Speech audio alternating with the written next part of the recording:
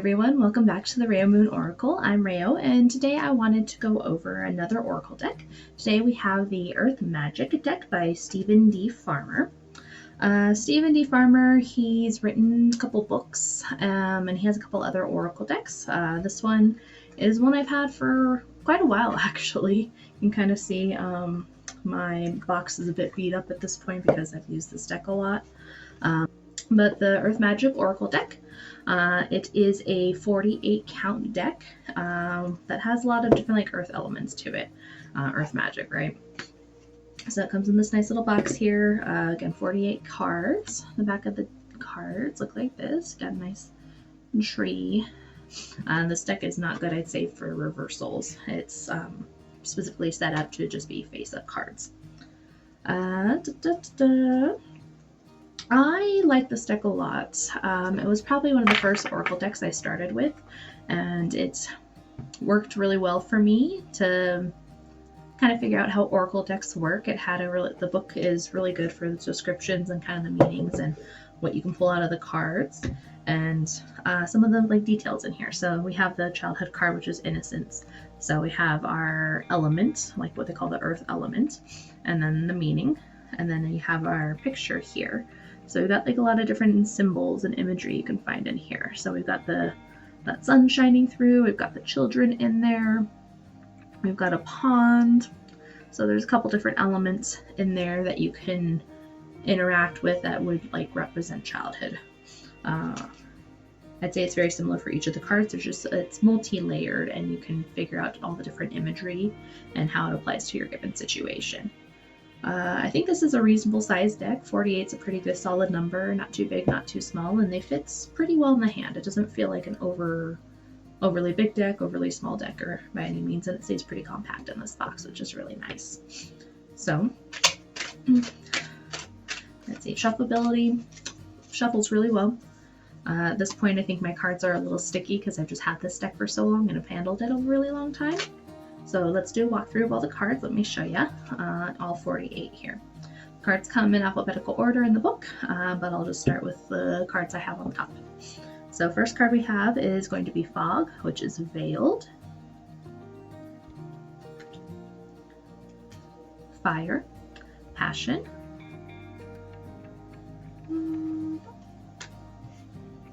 Lotus Flower, Unfoldment. Tree, Grounding, and this one has the same image on the back of the card. The same image is there. So tree is grounding. Ancestors, Generations. Tsunami, Wake Up Call. Yeah, pretty big wake up call for sure. Okay. We've got Rain, which is Purification. Lightning, Power. Green Man, Synergy. If I can get the right angle, you can kind of see eyes in there. There you go. Ocean, Ebb and Flow. Dance, Celebration. Ceremony, Invocation. There we go. Stone People, Vigilance. Full Moon, Completion. Fairies, Earth Magic. Wolf, Instinct. My favorite card. I love my wolves, right? You can see the top of my eye. Wolf right here, so wolf's my favorite animal. Winter Solstice, Reflection. Gorgeous card. I haven't gotten this one a lot, actually. I've used this deck for quite a few years, and I don't think I've ever gotten that card before. Childhood, Innocence. That one we were looking at to start with. New Moon, Promise. This one's cute. Got that couple on there.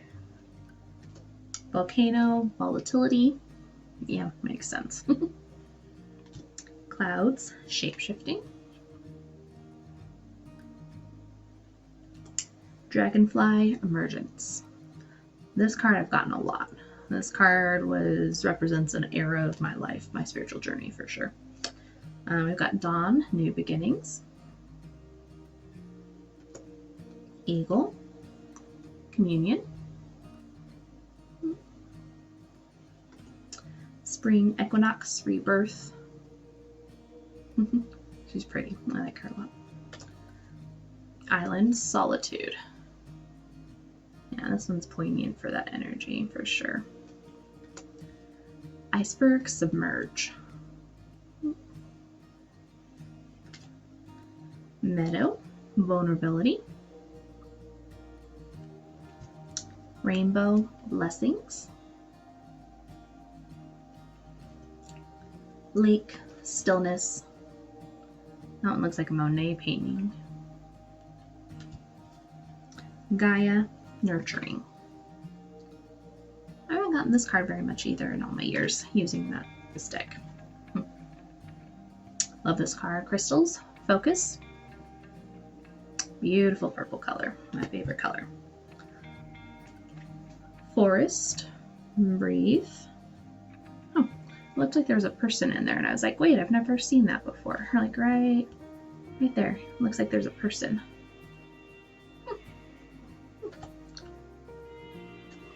Milky Way, Perspective. Dreamtime, Creation. River, Movement. Cave, Sanctuary. Music, Harmony. Summer Solstice. Solstice, Radiance. This big bright sun. Waterfall, Effortless.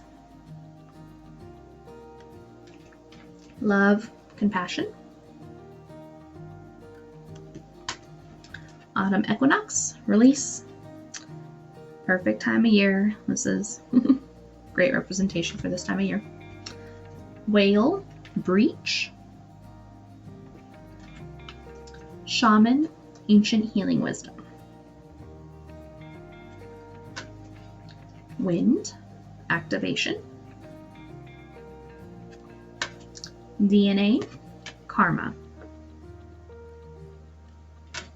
Desert, Vision Quest. And last but not least, Mountain, which is Strength. So it's funny because as I was walking through the cards, I kind of realized, I'm like, I've gotten a lot of the same cards, and there's cards in here that I've, despite having it literally for probably 5-6 years at this point, I've never gotten before in a reading. And to me, that shows that the deck has a lot of accuracy to it, because if I'm getting the cards I need, and then there's cards I've just never seen, it's just what's been happening. I've gotten the cards that have been relevant to me at the time. And to me, that shows that there's still more to this deck that I haven't discovered yet, or haven't connected to yet. And this is me using this deck for a really long time too. So that's really fun. One of the cards I was looking at that I was like, oh, I've never had this card before, which I thought was super interesting. Of course, now I shuffle, right? I've never gotten that Winter Solstice card, that Reflection. Never gotten that before. I've never gotten Dreamtime, that Creation card. I've never gotten that card before either. And I'm looking at these and I'm like, I have no familiarity with it, versus like the Dragonfly card, that Emergence. I've seen that card multiple times in my readings that I've given myself over and over, and I'm like, I'm super familiar with that card. But some cards in here I'm like, I've never seen before, and I think that's actually really, really cool. And shows me I should probably use this deck more.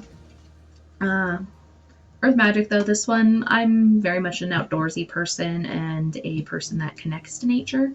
So this deck really spoke to me when I got it. And those elements, and those are things I've seen out in nature before. Those are things I've experienced, and I think they're very true elements that speak to anybody at any time, right? Okay, let's do a card pull. So, Earth Magic deck, for those watching, what do they need to know? Let's see what comes out.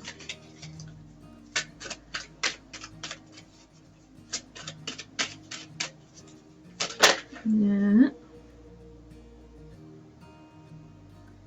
Yeah, we'll take it. Okay. So we've got deck. We've got 2. We've got our Spring Equinox and Eagle Communion. Okay. So the little book it comes with gives you a couple spreads at the beginning of it. You can read the back, and that talks about Stephen D. Farmer, the creator of this deck.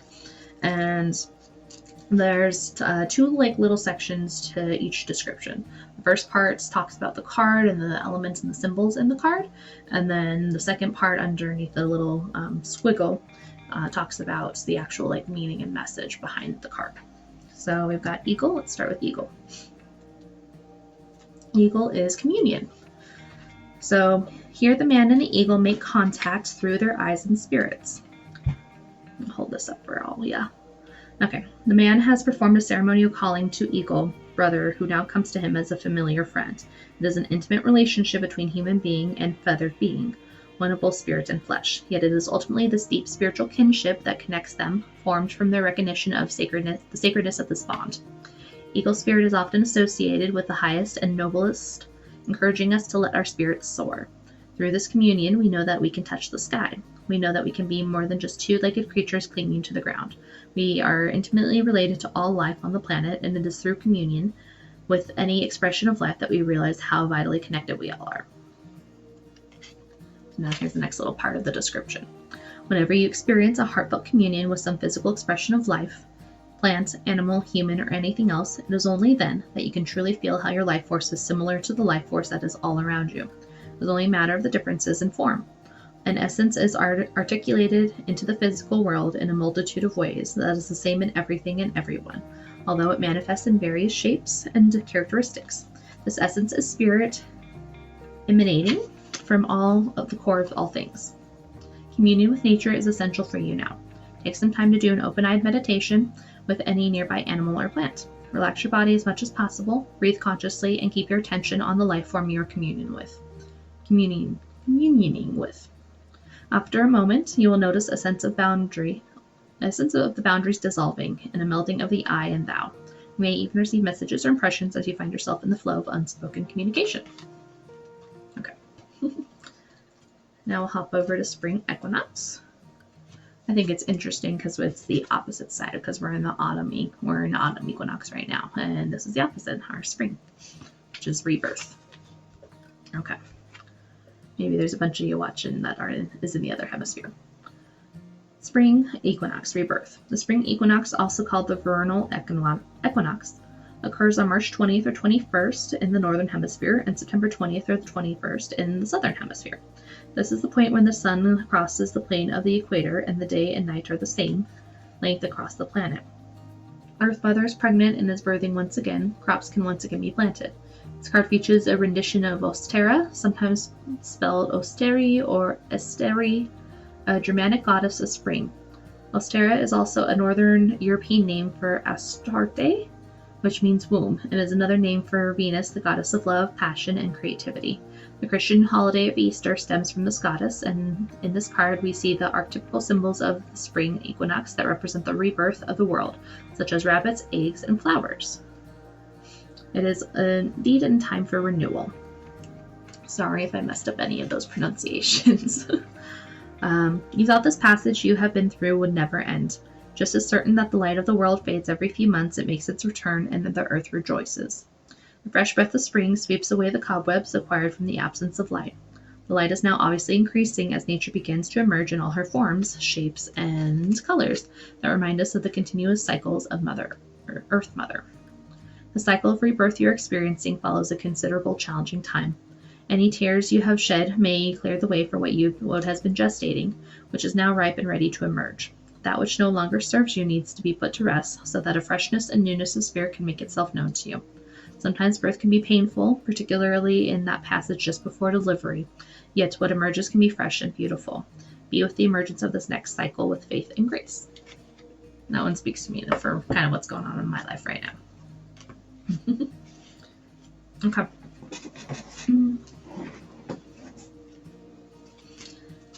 I don't know, this deck's pretty simple. There's not too many parts to it. It's not super in depth for like deep symbology, but its simplicity makes sense. It gives clear readings at the same time, with also giving you a little bit more spiritual things to think about, I believe. At least that's how I've used it. It's a deck I pulled out for beginners, for some of my friends that are just getting into Oracle and Tarot, and they've gotten good readings from it, and been able to apply it to the situations that they're inquiring about when using the deck.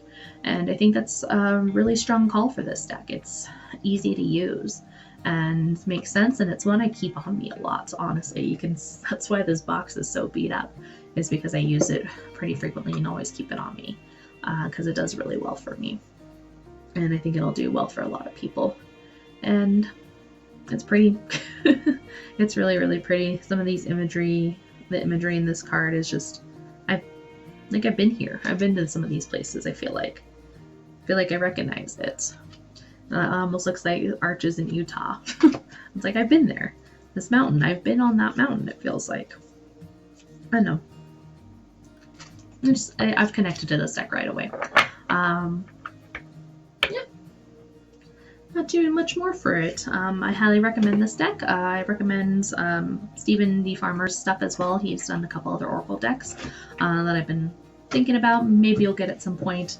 He has a couple animal ones because he works a lot with power animals and those spirit totems, spirit animals, whatever terminology he uses specifically. But he has those in Oracle deck forms, and I've seen books he's written about those as well. And there's a book that complements this deck, and that's also called Earth Magic. And I'd highly recommend that as well. Okay, that is it for today, everyone. Please comment down below if you have any questions or if there's anything you want to know. Comment, subscribe, and ring the bell if you want. Thank you so much. Have a good day.